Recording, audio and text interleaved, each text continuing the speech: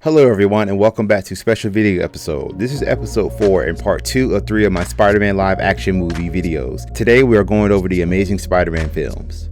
With the many complications with the production of Spider-Man 4, Sony decided to reboot the character back in 2010 with Andrew Garfield inheriting the title character. I can recall the time when I heard of the reboot and a single picture of Peter Parker unmasked appears online. When Marvel's Avengers came out, I thought this Spider-Man was going to share continuity with the MCU. There were plans for it, but it didn't fall through. The Amazing Spider-Man was a darker reboot and it dives more into Peter Parker's origin. My first year in Atlanta, I went to the 4K screen to go see it. I had to sit all the way in the back in the kitchen area and I could hardly hear the movie. The Amazing Spider-Man was released in theaters on July 3rd, 2012 with a budget of $200 to $230 million and a box office of $758 million. It naturally spawned a sequel, The Amazing Spider-Man 2. It was released in theaters on May 2nd, 2014 with a budget of $200 to $293 million and a box office of $709 million.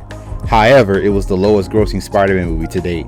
More on that later. Along with Andrew Garfield, the cast includes Emma Stone, Rise Ifans, Dennis Leary, Sally Fields, Martin Sheen, Dane DeHaan, and Jamie Foxx. Of course, I thought the first movie is far superior to the second, but the second movie did have some redeeming qualities. But I wanted to talk about the two films together, so let's get into the first film, The Amazing Spider-Man.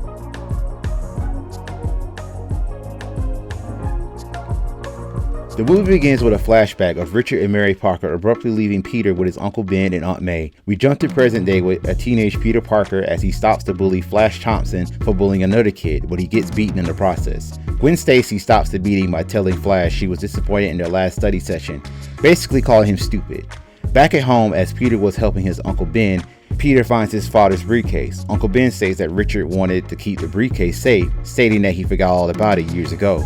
Peter finds a picture of his father and fellow scientist Dr. Kirk Connors. Peter later does research into Dr. Connors and he finds out that he works at Oscorp. Peter manages to sneak into Oscorp by impersonating someone. However, Peter didn't plan Gwen on being there. As Peter does a horrible job keeping his cover, Gwen lets him look around anyway, as long as he doesn't touch anything. Peter bumps into a guy that had a file that kind of resembled his father's file he found in his briefcase the night prior. He gets into the biolab with some genetically enhanced spiders and he gets out of there, but one of the spiders managed to bite him. Dr. Connors gets berated on he was running out of time to save the CEO of Oscorp, Norman Osborn, due to the reason that he was dying. On the train ride home, Peter's DNA was altered and he demonstrated his powers. The next day, Peter tries to research the nature of the spider bite, but he was having trouble grabbing a hold of his powers, so he goes to visit Dr. Connors, revealing his actual identity.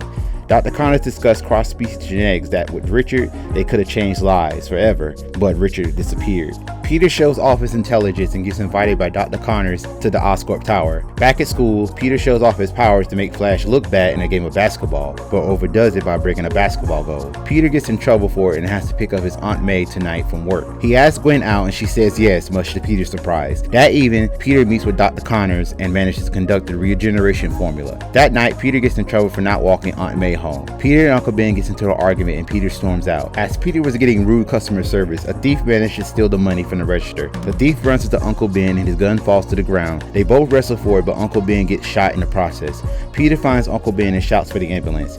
He finds out that the guy they are looking for is the same guy that robbed the store. The distinct detail about the guy was revealed that he had a star tattoo on his forearm. I'm surprised Peter went to school the very next day. Gwen and surprisingly Flash was there for him. He dons a mask and web shooters that he purchased from Oscorp to find his uncle's killer, and he gets the attention of Gwen Stacy's dad, Police Chief of New York, George Stacy. Later, Peter finally makes himself a full Spider-Man costume. Peter gets invited to dinner by Gwen. It was an awkward dinner as George tells his feelings about Spider-Man, that he's a vigilante and is not above the law.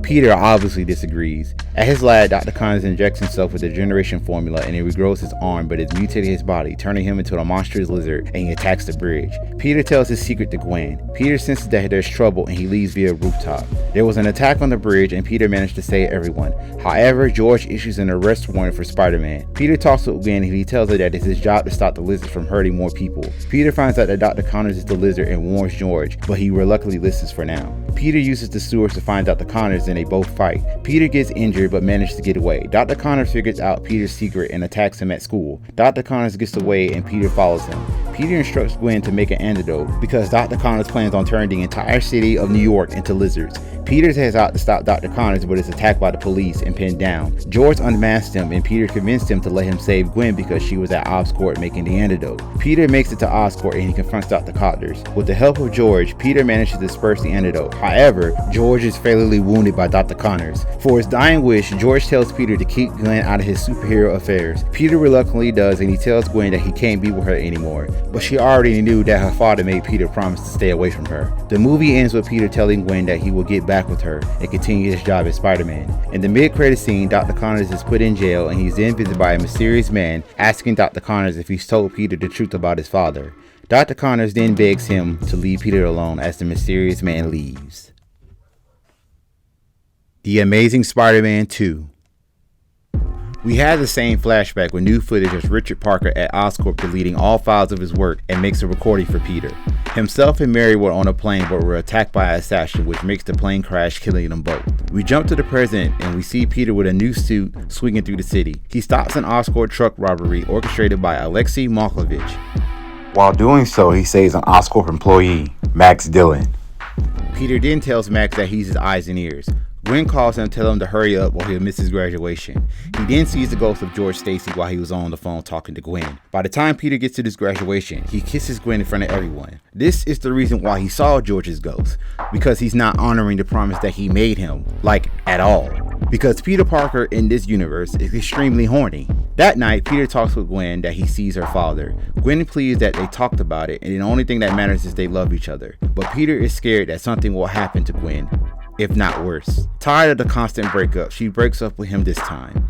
Peter spends his time being Spider-Man and people question whether or not they want Spider-Man getting involved with anything. We join Max Dillon as he gives off creepy vibes, believing that him and Spider-Man are actually friends. Harry Osborn visits his father. With his dying breath, Norman tells Harry that the disease he has is genetic and one day Harry would experience it. During a routine repair, Max has an accident and gets bitten repeatedly by electric eels, mutating his body. Peter and Harry reunite after 10 years on being apart. They catch up and Harry asks about the girl in Peter's life, but he says that it's complicated.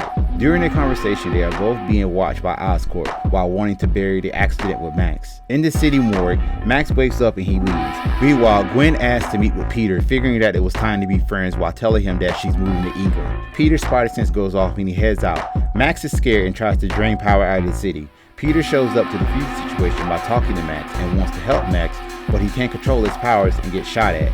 Max figured that Peter betrayed him and starts to attack.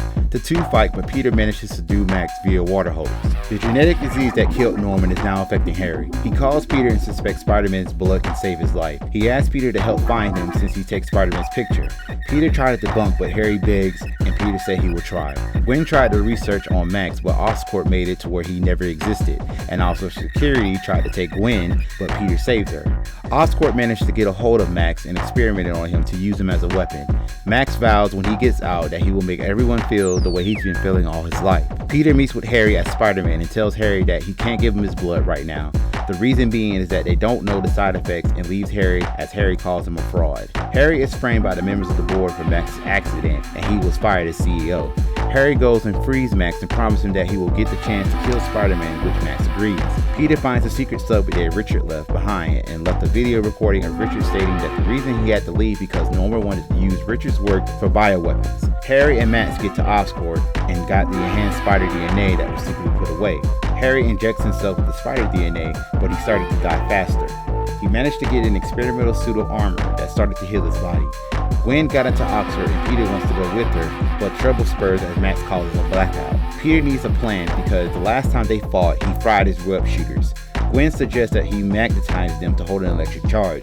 Gwen wants to go with Peter, but he says no and webs her up. Peter and Max fought with Peter on the defensive until Gwen runs over Max, knocking him out. Peter instructs Gwen to get the power grid back on to use Max's powers against him, overloading, finally destroying him. Harry shows up in the armor and figures out that Peter is Spider-Man and takes Gwen.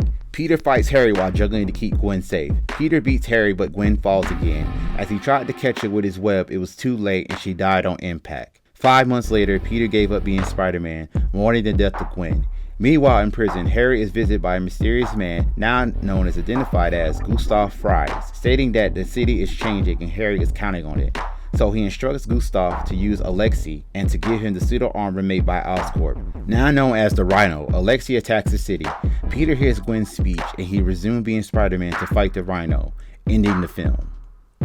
The first Amazing Spider-Man film was far superior to that of his predecessor, although the second film had some of the best action sequences. The story, however, kinda dragged, and I'll explain why. There were too many subplots instead of just focus on Electro. If there were going to be a third film at all, Harry becoming the Green Goblin should have been saved for that film. I know for the international poster for The Amazing Spider-Man 2, it had a subtitle of Rise of Electro. Peter only fought Max twice. I'm sure there was enough footage to have Peter only deal with him. I'm only saying it would have made the movie marginally better. The second film wasn't that bad after rewatching it after so many years. It's just sad that we won't see anything from that universe ever again. Peter Parker in this universe was a nerd, but not a typical one. Like I said in the Sam Raimi trilogy, being a nerd was something to be looked down on back in that time period. However, in this case, for these Amazing Spider-Man films that came out in the early 2010s, being a nerd in high school was slowly integrating to be accepted into the new normal. This Peter Parker rode a skateboard, wore no glasses, and spoke up for himself and others, even if that meant getting his ass kicked. He had a decent relationship with his aunt and uncle, helping them out with broken appliances every now and then. But even in the Marvel multiverse, there's always that absolute point in time to where his Uncle Ben always dies, and due to Peter letting the criminal that killed Uncle Ben get away prior to him dying. When he became Spider-Man, he didn't really did any real hero work because he was mainly looking for his Uncle Ben's killer.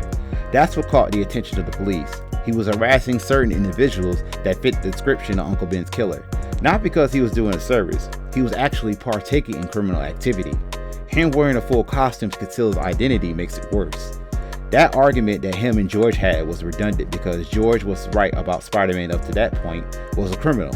Also, Peter never found Uncle Ben's killer, not even in the second film. I thought they were saving him to be a villain in Amazing Spider-Man 3, but we'll never get to see it.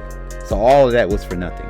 Peter didn't have no trouble getting women because Gwen already liked him before the spider powers. Having it was just a plus. His relationship with her though was a little complicated due to the fact that Peter promised George that he would stay away from Gwen. Off screen they talked about it, but Peter sees George every time he's either seen or talking to Gwen. So it must have been haunting him for a very long time as he kept breaking up with her. Imagine the two having sex as he sees George. Peter would have went limp real quick. When Gwen finally broke up with Peter, he still followed her at least once a day to make sure she's safe. But he really was being a horny creep that don't know how to keep a goddamn promise. Damn, they must have had sex in the intermediate time. Gwen must have got that magic box for Peter to go back on his promise he made to George. Gwen was a very smart and proactive. Despite Peter's success, she is one of the reasons why Peter was able to defeat Dr. Connors and Max Dillon. Her relationship with Peter was hindered due to the promise, but Gwen says before that she made her choice and she doesn't mind helping out others in need, even without superpowers. Sadly, she died due to Peter not saving her in time. The villains were basic. What more you want me to say? Okay. Dr. Connors wanted nothing more than have his arm back. Once he took the serum and transformed into the lizard, the serum clouded his mind and wanted to heal the world from disease forever. But in doing so, he wanted to turn the entire city into lizards. Okay, you do that, then what?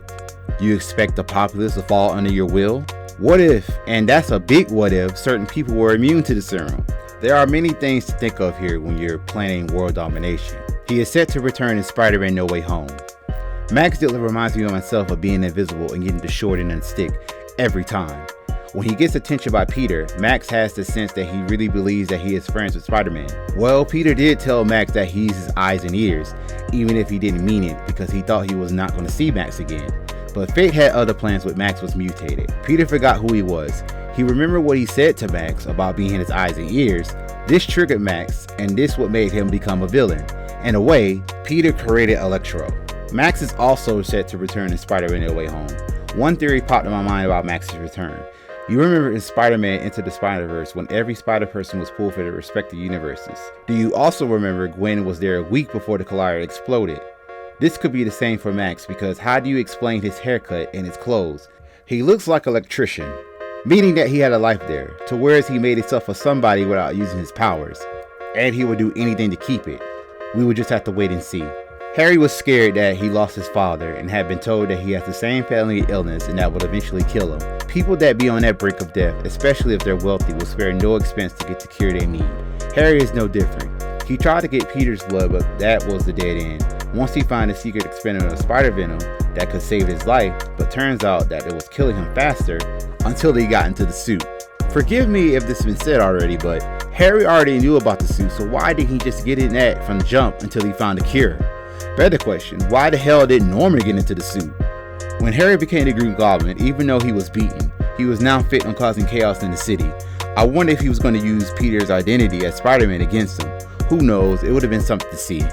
The mystery man named Gustav Fries that appeared in the mid-credit scene of the first film and Harry's scene towards the end of the second film, at first I thought he was Norman, but that was debunked once we actually saw Norman. It turns out that Fry's comic book origin, he goes by the villain named the Gentleman. The Gentleman is a criminal mastermind. Even though he doesn't have superpowers of his own, he uses his wealth and resources to come up with plans to increase his own wealth. However, in this version of the character, it's implied that he has superpowers of sorts, due to him just vanishing from out of nowhere. Hopefully we'll get to see some form of the Gentleman again in the MCU or in the Spider-Man Sonyverse. There were 2 more sequels planned and several spin-offs. The Amazing Spider-Man 3 would pick up where the second left off, with Peter using his blood to bring back the ones he loves back to life. Yeah, this was the actual plot of the movie.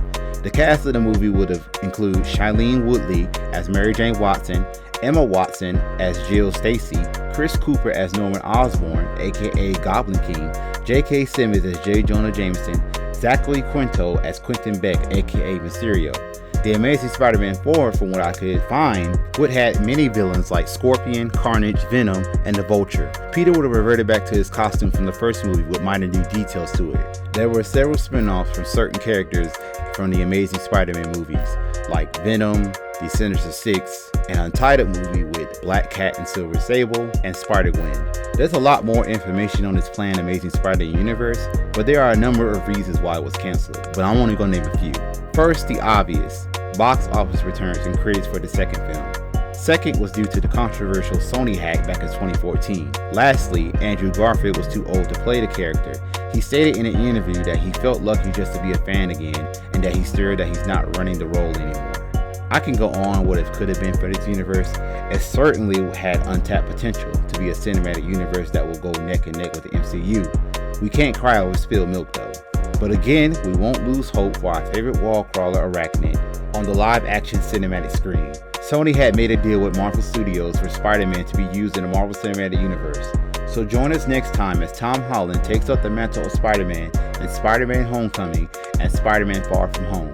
Thank you guys for watching. Don't forget to like, subscribe, and share, and I will see you all next time.